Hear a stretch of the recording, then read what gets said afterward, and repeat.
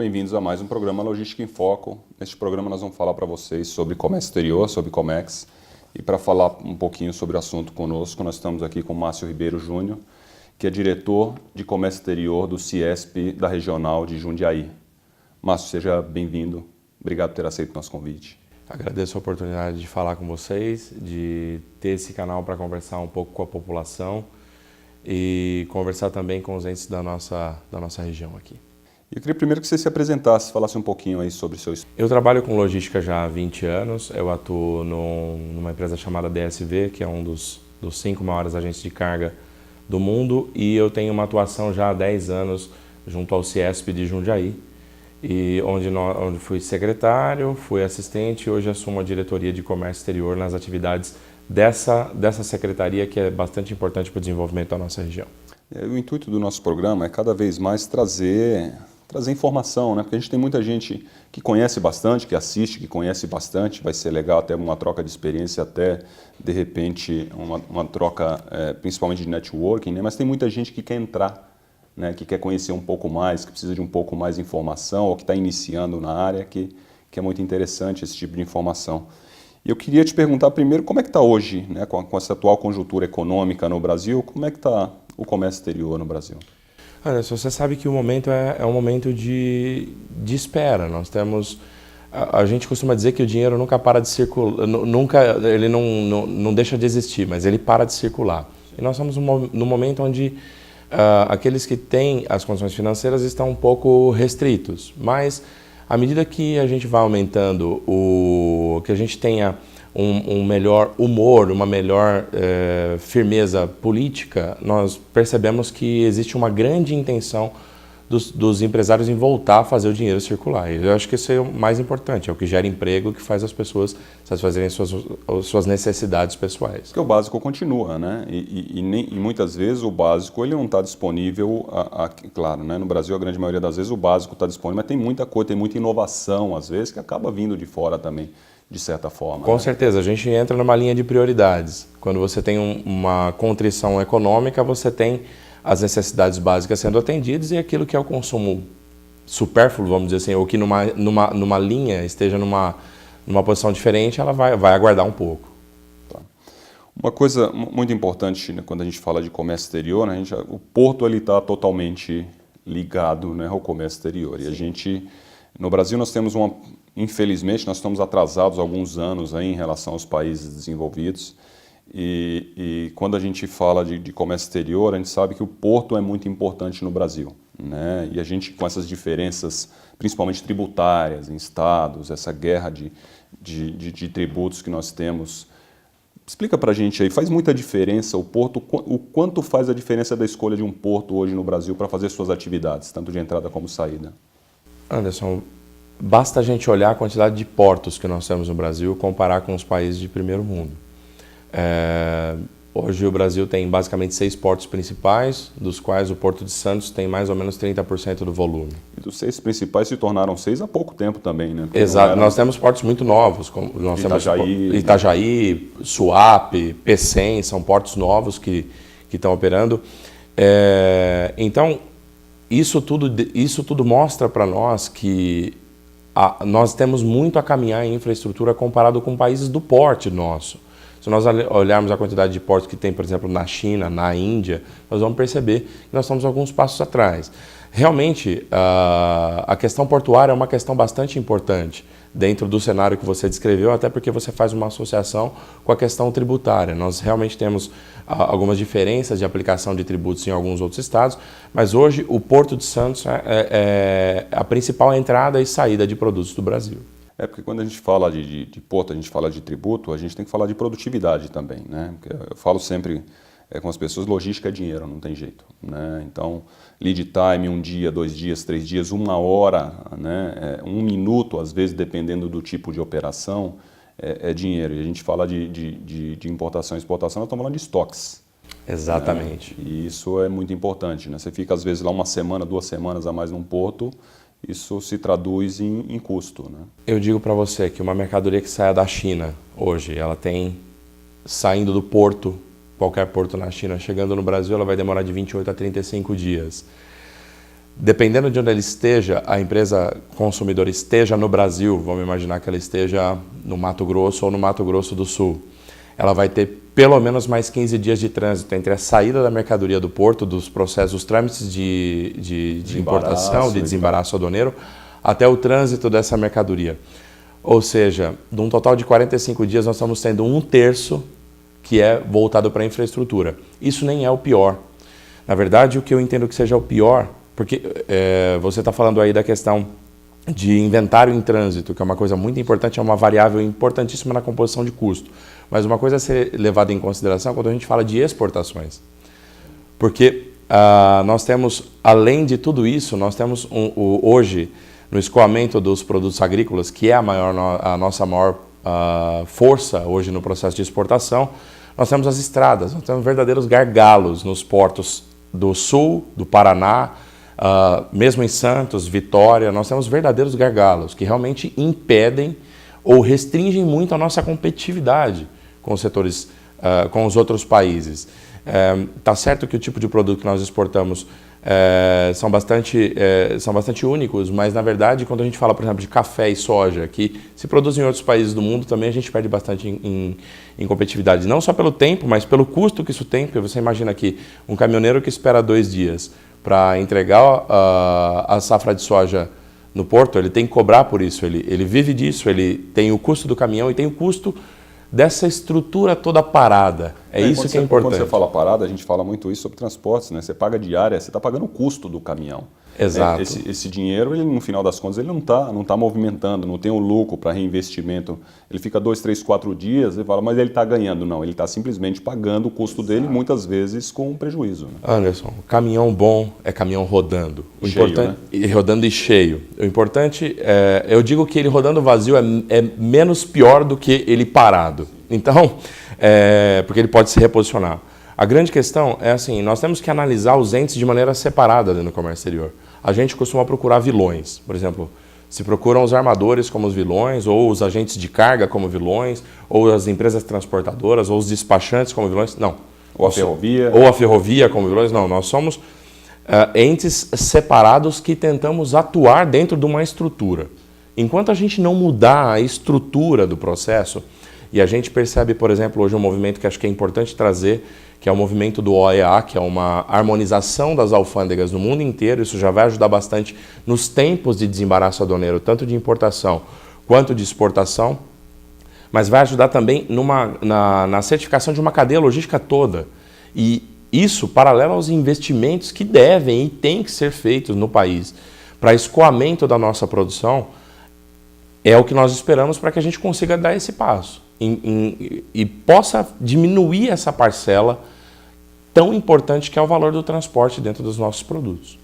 Eu tive a oportunidade de conhecer, eu conheci o Porto de Roterdã, né, que é um dos principais portos, e conheci o Porto de Xangai, acho que os 2 principais portos do mundo, né, e tive a oportunidade de conversar com as pessoas, né, de lá, e eles não conseguem entender o porquê a nossa estrutura não funciona, né, também é lógico.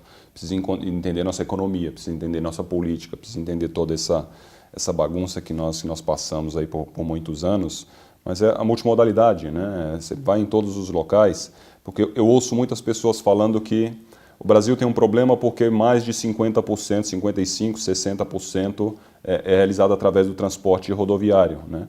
Mas na Alemanha também é, só que a multimodalidade funciona, né? Então que eles mostram lá claramente, o navio chega, se carrega os grandes volumes em trem, ele chega próximo aos grandes centros e aí sim dos grandes centros eles trazem, né, de caminhões, às vezes pequenos, grandes, eles levam de forma muito mais barata, né? Eu acho que o que você falou, eu queria até falar um pouquinho sobre a ineficiência dos processos da Receita. Há pouco tempo atrás, a ineficiência era gigante, né? A gente tinha um problema muito grande de demora dos canais da Receita. Como é que está isso hoje? É importantíssimo a gente defender a Receita Federal. A Receita Federal é um ente que vem para ajudar o comércio exterior. A função dela é completamente vital para o comércio exterior, porque ela tem a função de garantir a estabilidade do sistema de importações do Brasil e ela tem garantir também a estrutura das empresas no Brasil. A Receita Federal passou por uma série de problemas que eram vinculados à legislação que estava vigente com relação ao comércio exterior. A Receita Federal, hoje, faz muito com muito pouco.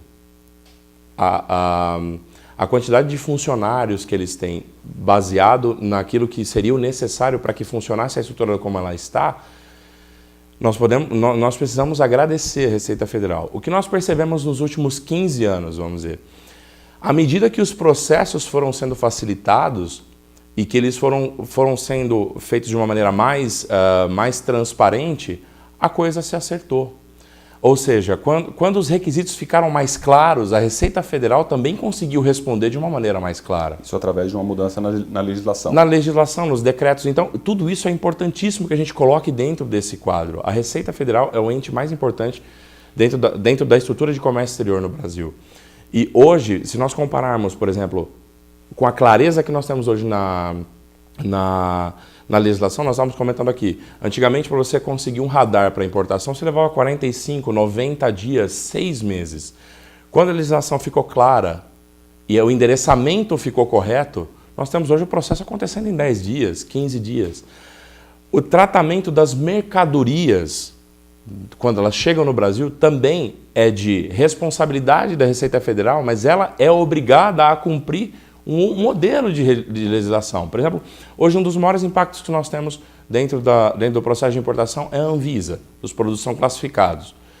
A estrutura da Anvisa em nada tem a ver com a questão da Receita Federal, mas a gente olha tudo isso como um pacote só. E a estrutura da Anvisa é outra que nós temos que defender também. Então nós temos um problema de estrutura e o nosso papel, tanto do CIESP como da DSV ou dos agentes de carga como um todo, é realmente a gente conseguir fazer a voz do importador ser ouvida, porque no fundo o que nós queremos é realmente flexibilizar e agilizar esse trâmite. Nós vamos para o nosso intervalo e eu queria falar um pouquinho mais sobre esses processos que são muito importantes, né? Nós voltamos já.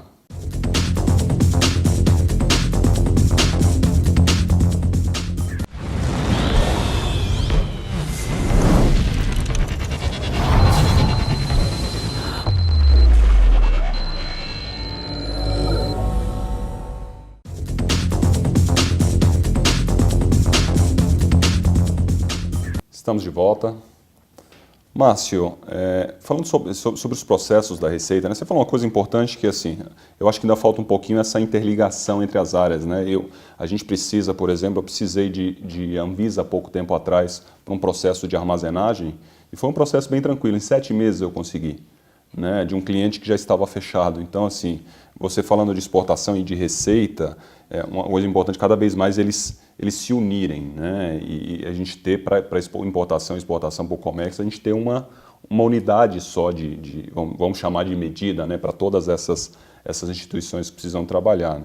Falando um pouquinho sobre os processos de parametrização da Receita, a gente tem algumas mudanças aí nos últimos anos também, né? Que isso melhorou, a gente já ouve falar que melhorou, em comparação com o mercado mundial, a gente ainda tem alguns problemas, mas fala um pouquinho de como funciona. Na verdade, hoje nós temos 4 tipos de parametrização dentro do processo de importação no Brasil, 3 no processo de exportação. Todo mundo se preocupa muito com o processo de importação porque é onde correm mais custos e se demora um pouco mais de tempo. Com relação ao processo de parametrização no Brasil, hoje o próprio processo de profissionalização, desde a certificação da empresa junto ao radar, facilitou demais o processo da Receita Federal no sentido de intervir nesses casos. Como funciona o processo de parametrização? Ele está ligado a 2 coisas, basicamente. Ao CNPJ da empresa importadora, ou seja, quanto mais, melhor o histórico da empresa nos seus processos de importação. E quanto mais as mercadorias que essa empresa traz estejam atreladas à sua finalidade, mais tranquilo tende a ser o processo. Por outro lado, nós temos os produtos também. Nós temos alguns produtos que são olhados pelo tratamento administrativo, que precisam de de uma análise um pouco mais profunda por parte da Receita Federal. Hoje, a Receita Federal trabalha com 80% a 90% de canal verde dentro do processo de importação. É importante a gente dizer isso porque as empresas hoje se preocupam mais com as coisas exógenas, ou seja, aquilo que está fora da empresa, com aquilo que ela pode fazer com relação aos seus processos. Esse assunto é um pouco complicado da gente falar, a gente procura pontuar, quando a gente recebe uma consulta, a gente fala especificamente, analisa o processo da empresa, mas, por exemplo, nós temos processos especiais que tramitam pela Receita Federal, por exemplo, um retorno de exportação, nós temos uma admissão temporária, nós temos processos de importação pelo pleito de ex-tarifário, ou seja, a empresa pede uma redução de impostos em função de uma especificidade de um determinado material. Então, tudo isso pode fazer com que a empresa tenha um canal diferente do que ela está acostumada a ter. O que é importante dizer, basicamente, nas importações, é que quanto mais planejamento e previsibilidade se tem, melhor, mais tranquilo vai ser. Muito bom. Não, você falou uma coisa interessante. Quando eu fui para a China um dia, cheguei, conheci uma pessoa lá na feira e ele falou, poxa, eu sou importador. Eu falei, poxa, que legal. E você já faz? Ele falou, não, é a primeira vez que eu venho. Então era a primeira vez que ele ia, ele não conhecia muita coisa, ele simplesmente estava comprando produto lá de quem ele gostou na China e ele não tinha até aquele momento nenhuma empresa prestando serviço para ele, né, para os processos de importação e exportação. E eu não tenho dúvida nenhuma que ele deve ter tido grandes problemas com relação a isso, né? A falta, né, o jeitinho brasileiro às vezes para fazer as coisas e no processo de Comex isso. O processo de importação ele começa a ser planejado antes da conversa com o importador. Na verdade, nós temos um processo no Brasil chamado classificação fiscal. Isso não é uma exclusividade das empresas que importam, mas toda empresa que compra algum tipo de produto no Brasil tem o seu produto classificado. Quando essa empresa quer fazer um processo de importação, a primeira coisa que ela tem que fazer é classificar o produto dela dentro da TEC NCM, para que ela entenda qual o tratamento administrativo aquela mercadoria vai ter no Brasil. Se ela vai ser passível de uma licença de importação, se ela vai precisar de uma licença especial. A partir daí, se ela tem alguma barreira ou não. Se ela tem alguma barreira. E o que é mais importante, quanto vai se aplicar de imposto sobre aquela mercadoria. Então, tudo isso antes de fazer qualquer contato comercial. Porque vamos imaginar, você encontra um produto muito barato na China, mas você analisa aquela classificação fiscal, você tem que tomar uma decisão. Se você vai partir se for o caso de um produto registrado em um órgão, tudo isso tem custo, levantar esses custos e se preparar para isso.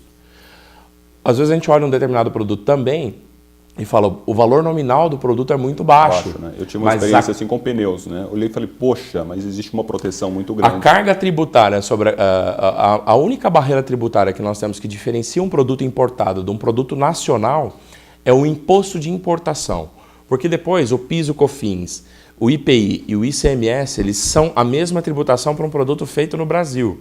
Então, mas se você, por exemplo, se depara com um produto que tem um valor nominal bastante baixo, mas o imposto de importação dele é 35%, essa cadeia vai fazer com que você pense diferente, de repente, com relação ao produto. Então, e além da cadeia logística, depois, né, do produto, exato. Depois que você paga todos os impostos em cargo. Por isso que a gente sempre fala, quer importar? Primeira coisa, classifica o produto, olha dentro da classificação fiscal e, a partir daí, faça os contatos com os eventuais exportadores e parta para a questão comercial.